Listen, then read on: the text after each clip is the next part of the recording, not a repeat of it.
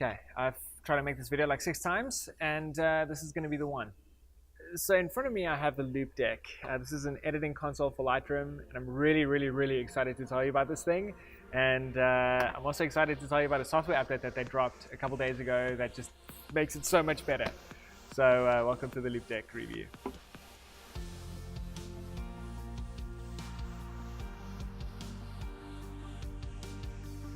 Okay, before I get into this, it's important to note that I am actually an ambassador for Loupedeck. That being said, they gave me one before I was an ambassador. They sent me one and said, listen, test this thing out, see how you feel about it. And if you like it, we can take it from there. And I absolutely loved it. And then only at that point did I come on as an ambassador. So, I mean, I'm just full disclosure. Okay, so before we get into this, let's have a quick little chat about Lightroom. Lightroom, as powerful as it is, it's also incredibly inefficient when it comes to controlling what you're editing in the photo. If you want to adjust something like your exposure, for example, there's only two ways to do it really. The first is to literally drag, move your cursor over to the little slider, click and drag it over, and then over to the next thing. There's nothing efficient about that. The other way of doing it is by using the comma and the full stop to go up and down between the settings, and then I think it's plus and minus to go up and down with those increments. Now, hotkeys are totally the way to go, but that is the most inefficient set of hotkeys on the planet Earth, because in that situation, you literally have four keys to adjust everything in Lightroom. It doesn't make any sense. So that's what this is. The Loupedeck is kind of the answer to that problem.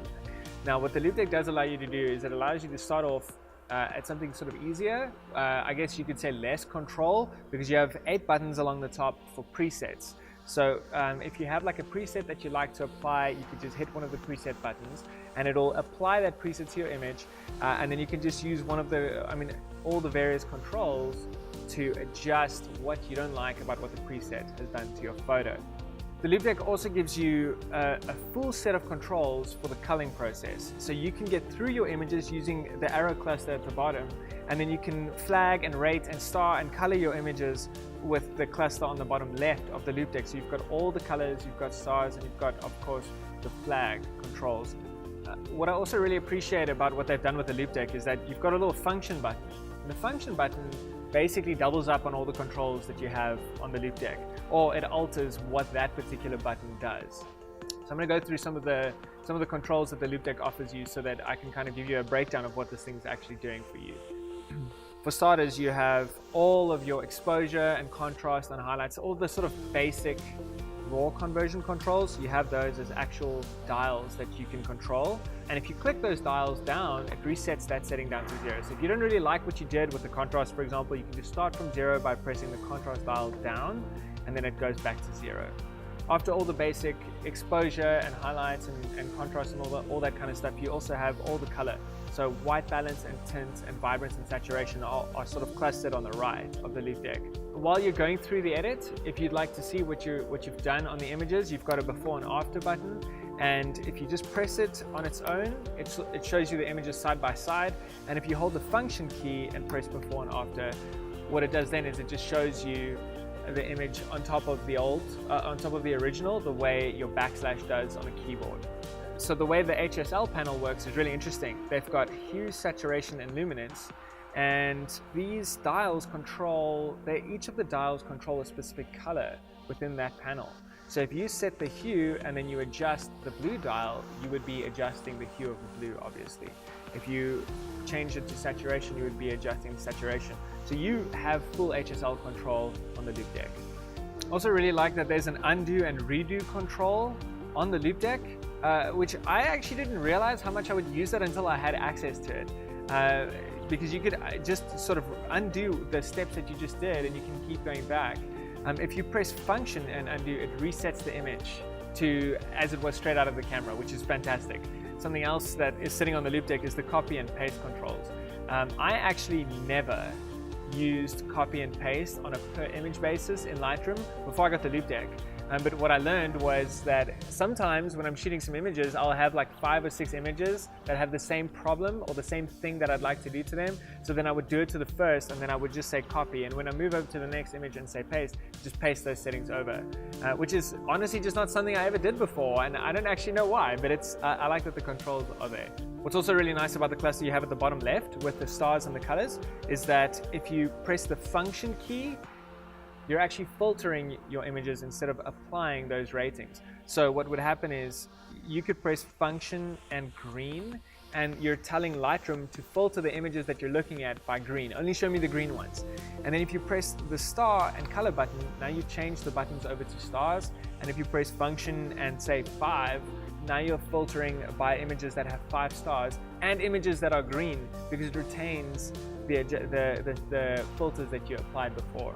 Now the thing that blows my mind about the Loupedeck, the thing that really stands out for me about the Loupedeck, and that I think it's worth buying one for this alone, is the full screen button. Now you would think that pressing full screen just changes what Lightroom looks like. It changes between the full screen and the full screen with the title bar and the windowed or whatever it is. It doesn't do that.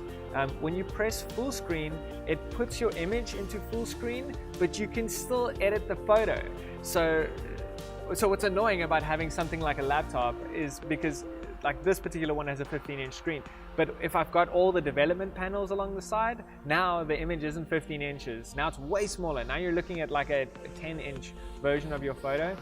Whereas if you press full screen, now your image is literally filling the entire screen. You have no panels, no dials, and you can just edit your photo without any of those distractions, and you actually see the image covering your whole screen. What I also really like that they've done with the Loupedeck is that they've given you 1 dial and 2 buttons to function as custom controls that you can bind whatever you want to. So for example, the dial, which is called C1, I have vignetting assigned to that particular dial, but you can put noise reduction or sharpening, or you can put any of those things on there as well. And the custom buttons are the same. So C2 and C3, these are the custom buttons on the Loupedeck, and you can put whatever you want to those. For example, I have mine switching between the develop module and the library module and that kind of thing, but you can assign other things to that as well. The Loupedeck also has a rotate and crop dial on it. What's nice about the rotate and crop dial is that you don't have to enter rotate mode, you don't have to press R on the keyboard, you can just start rotating the dial and it'll start to rotate the image. One thing that I didn't really like about the Loupedeck when I just got it was that the rotate dial rotates in pretty large increments.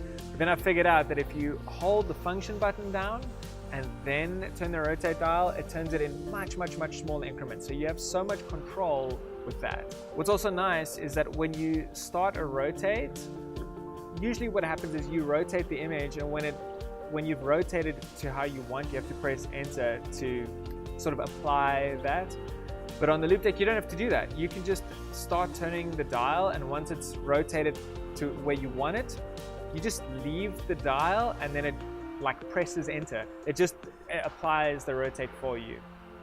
If you want to crop the image, the crop and rotate dial does that as well, in conjunction with the custom dial, the C1 dial. So what you would do is you would press the rotate dial down, and then you adjust the C1 dial, and that crops the image in.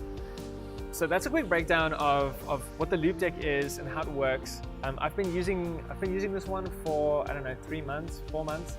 And I use it on everything that I edit now, and it's so quick. It makes the editing process so much quicker than using a mouse or the little arrows and the plus and the minus on the keyboard. It doesn't make any sense to do it like that, and this just takes all the controls and puts them in front of you.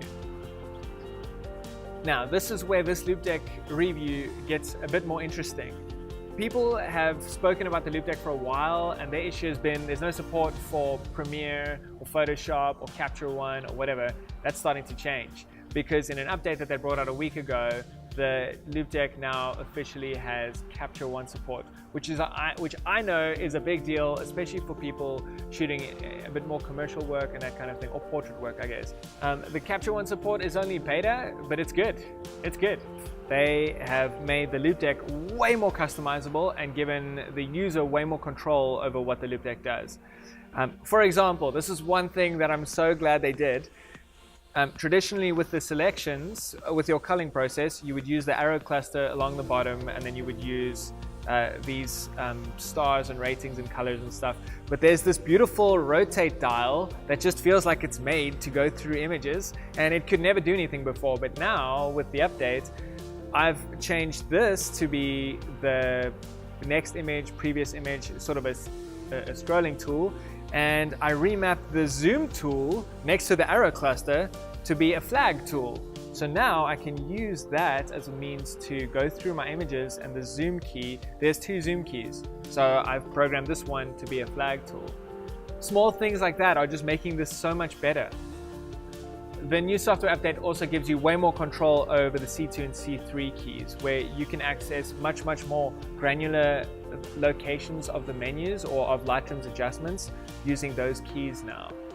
What's also nice about the customizability that they've given you in the new software update is that you can have a different set of controls and shortcuts whether you're in the library module or whether you're in the develop module.